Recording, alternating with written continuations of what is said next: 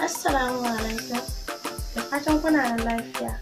Ya kuke ya aiki, ya haƙuri da mu, ya haƙuri da jama'a, ya haƙuri da maza kuma. Muna nan muna kai ko? Wallahi mata. Ku bude idon ku da kyau. Ku bude idon ku da kyau, ku san me kuke yi. Ba abin da yake namiji a rayuwa. Namiji abin so ne. Kowace mace tana son namiji. Ƙarya ne ta ce ba ta son namiji.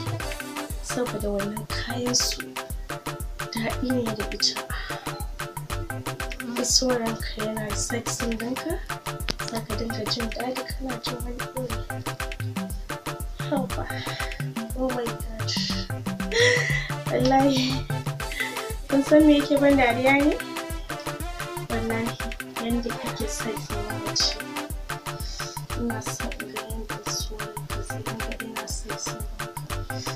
Kana jin daɗi, kana jin wani iri.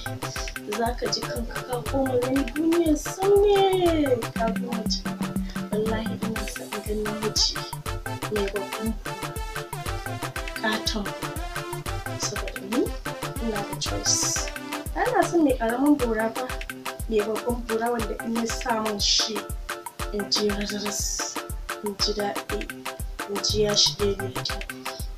Ya shige ni da kyau in gaya miki. Ki samu mai babban bora, ta fi daɗi. Sai ki samu mai ƙaramin bora saboda babban bora daɗi ne ita. Gaskiya na fiye yin kaina, ina jin daɗin kaina. Masoya, ina son ku, ina son ku sosai fiye da yadda ba ku tunani. Don Allah ku bani so yadda nake son ku so maza. Oh my gosh. Na fara jin wani sha'awa na yanzu ina jin wani nishaɗi. Kamar in ji namiji kusa da inda nake yi mishi abin da yake so. Wasu sanya wannan boran sannan in dai mai abin da zai faranta ni. Kowa ta dan Allah ku so maza, ku so maza. Maza abin so ne saboda bora abin so ne. Gindi ma abin so ne. Shi yasa aka yi su guda biyu saboda a so shi. Don Allah matan aure ina muku gargadi. Ku dinga sake ma mazajen ku, rigan ku suna ci. Don Allah ku yi haƙuri. Ina muku gargadi. Saboda bari in gaya miki wani abu. Na zo gefen matan aure ne yanzu. Matan aure? Akwai mace da za ka gani ba ta iya ma mijinta kwanciya ba. In miji ya ce kwanta min ina son, sai ma ya ce miki kwanta ne?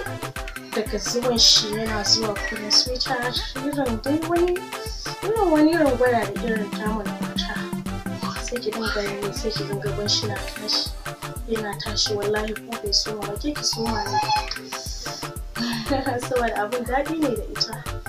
Ba a kyan wannan abu. Ina son bora sosai fa.